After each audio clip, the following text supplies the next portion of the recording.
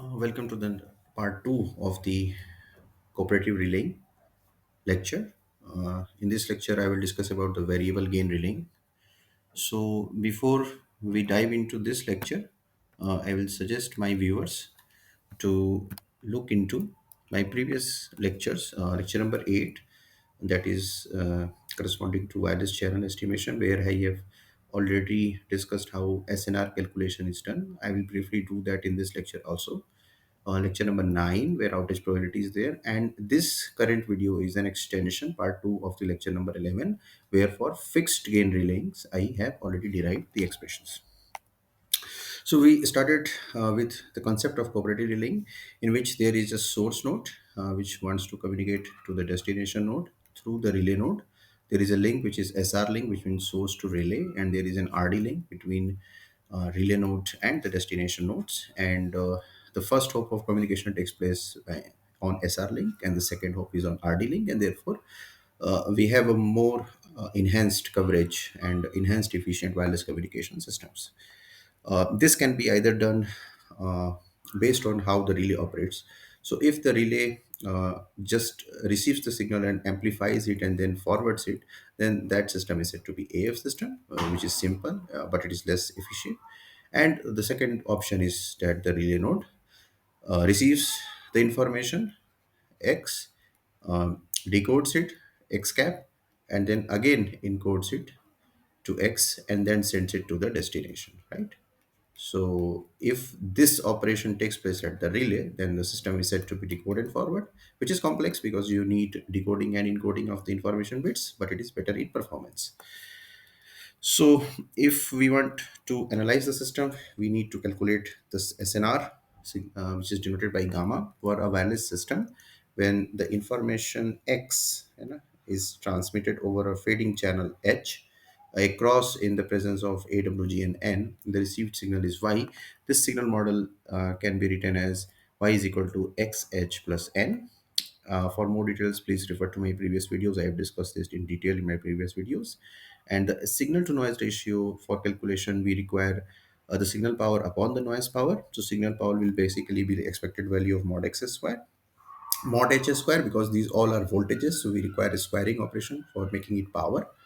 And this is noise, so it is treated as a random variable. It is treated as additive white Gaussian noise having a variance of sigma n square. So sigma n square becomes the noise power. So what is the signal to noise ratio? This is SNR, and SNR is basically signal power upon noise power, gamma, which is expected value of mod x square mod h square upon sigma n square. So having noting these points, now we go on to derive the expression for variable gain relaying systems. Here we have a source node. This is communicating to the destination node through the relay node. The first hop of communication takes place between the source and the relay node, and this is called the SR link. The information bit that is going to be transmitted, the modulated symbol that is being transmitted, is said to be X.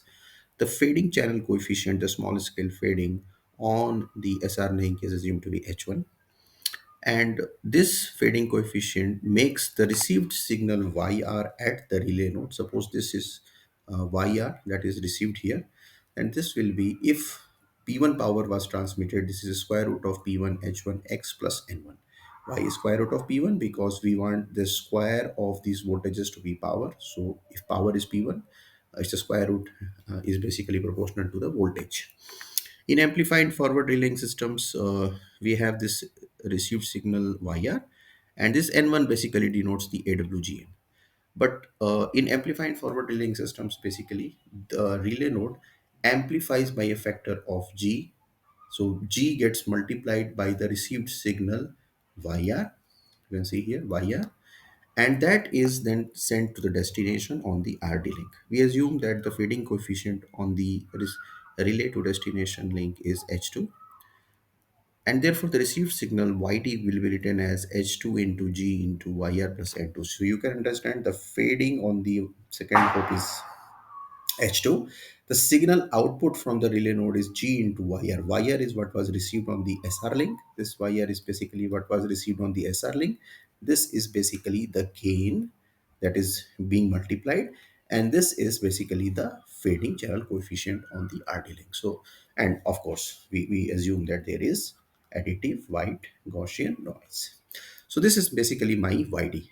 So if I go on to mathematically, we also will like to again state, we stated this in the previous lecture as well, that if H1 and H2 follow the same distribution, then the relaying is said to be what is known as symmetric. Otherwise, it will become asymmetric if H1 and H2 follow different distributions, different probability density functions.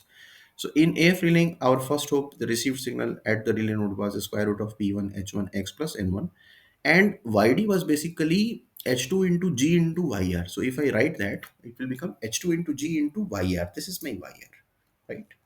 This is my YR plus N2. Now I can expand this. If I expand this, this will become h2 into g square root of p1 h1x. This is my first component. The second component is h2 into g into n1 and plus n2. You can clearly understand that this is the symbol that was to be transmitted. So if I want to calculate the SNR, these terms basically becomes the noise. And this term basically becomes information. I have also written that on the slide. It will come later on. So my SNR will be basically, from the information, we will have the numerator, and from the noise, we will have the denominator. So in the denominator, we will have sigma n square. This component is coming from n1. Mod h2 square is coming from h2 here. G square is coming from here, right? And sigma n square is coming from n2. We will like to mention here that we are assuming that sigma n1 square is equal to sigma n2 square is equal to suppose sigma n square. So AWGN noise variance, we have assumed that on both the links it is same. You can have a different value if you want.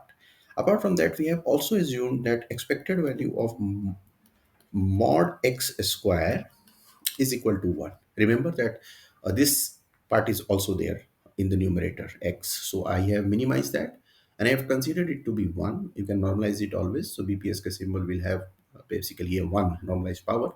So if I'm writing on the numerator, the power on the side of numerator, then in that case, we will have, we can have, we will eliminate basically the component which is from the part of noise, right? So if I see the this numerator only, from the information this will come, and from information if I write the power in which the x is not there, then in that case we will have basically this thing, that it will have mod h2 square.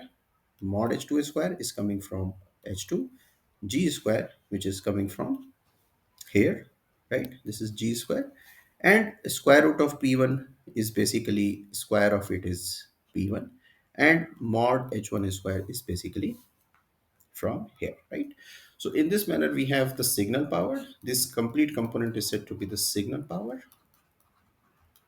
and this complete becomes the noise of the system. So this will come here also. So I can, you know, I can write this SNR expression. This is signal, this is noise. Now we go on to understand what happens, especially in case of variable gain relay. So my SNR is this, and I can take h2 g square common. So if you can see the last expression, there was g square in the numerator and in this side. So we have taken common from here to here g square, and this g square comes here. है ना? Now what happens in variable gain relaying, that the gain at the relay is provided with respect to what has happened on the source to relay link. So my source to relay link equation, the signal received at the relay node YR is equal to square root of P1 H1 X plus N1. Now what happens is that my G square in this case is some P2, the power that is transmitted at the relay node, upon P1 mod H1 square plus sigma N square. What does this mean? Remember, for fixed gain relaying, this portion was not there. This portion was not there. And this is only possible if the relay knows what is H1. If the relay knows what is H1, there is information about that, then only it can also use this to change the gain according to H1. If H1 changes, gain changes, and therefore the name variable gain relay. But for this, what is required? The gain is variable, okay, but we require channel state information. The channel state information is the knowledge about how much fading has taken place on the source to relay link on the first hop of cooperative relaying systems. So this becomes extended overhead, a burden on the system. So it is complex compared to the fixed care relaying that I have discussed in my previous video. But this system will work better because now you can compensate for whatever has happened on the SR link. If you know H1, you can compensate for that. So if that is the case, we can now substitute this G square here. So if I do that, I will have this expression. Why? Because the numerator remains the same. The numerator here is same. The denominator is this, and in place of 1 upon G square, I will have reciprocal of this term, right?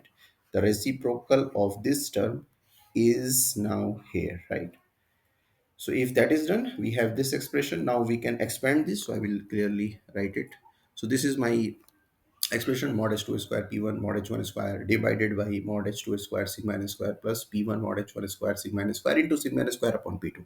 So I can multiply this bracket. So if I multiply that and I take p2 to this and to the numerator, this is what we will get. So we'll get p2 mod h2 square, p1 mod h1 square, p2 mod h2 square sigma n square, p1 mod h1 square sigma n square, and sigma n की power 4 है ना, coming from these multiplication of these two sigma n squares. Now what I can do, I can divide the complete numerator and denominator by sigma n raised to the power 4. If I do that, I can compensate sigma n square here, sigma n square here. Similarly, here will be sigma n 4, and this will become 1. These can be cancelled. The sigma n square will be cancelled by sigma n raised to the power 4 in the denominator. So now for variable gain relaying, we are going to have an expression of signal to noise ratio. If I do that, this is my expression, and this we have done previously also. We will assume that there is a gamma 2 which is p2 mod h2 square upon sigma n square. There is a gamma 1 which is p1 mod h1 square upon sigma n square. If that is the case, the expression of amplified forward relaying for variable gain is going to be gamma is equal to gamma 1 gamma 2 upon gamma 1 plus gamma 2 plus 1. Mathematically, it is more complex as compared to what was there for the fixed gain relaying systems, but this is the exact SNR, signal to noise ratio expression, in terms of gamma 1 and gamma 2, where gamma 1 you can understand is the instantaneous SNR, where on the SR link, and this gamma 2 is basically what it is. This is the instantaneous SNR, where on the RD link, because this is gamma 2, right? P2 mod h2 square upon sigma n square. So in that case, our final expression for gamma is this. We can just quickly compare the performance of fixed gain and variable gain relaying systems. So we can just, these are the two forms of amplified forward relaying systems generally used.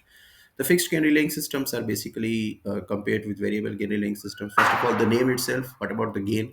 The gain is constant in case of fixed gain relaying systems. It is preset gain value. While in case of variable gain relaying system, it adjusts according to what has happened on the SR link, right? Taking into consideration of the mod h1 square.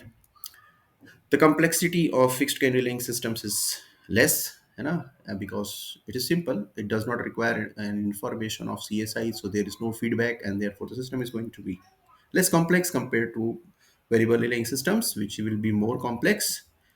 The performance is inferior of fixed gain relaying system. That is always the case. The simpler the system, the worse it is in performance compared to variable gain relaying systems, which generally offer better performance, especially in fading channels, by optimizing the signal amplification to match the current channel state conditions. So in this manner, how can you select the system for an appropriate application? So situate this is applicable fixed gain relaying for systems where performance is not the priority. The priority is simplicity. While in case of variable relaying systems, the stringent systems will use variable gain relaying systems. So this is all about fixed gain and variable gain amplifying forward relaying systems. Uh, thank you for watching this video. Hope this video helps you to understand the basic concepts of AF relaying systems.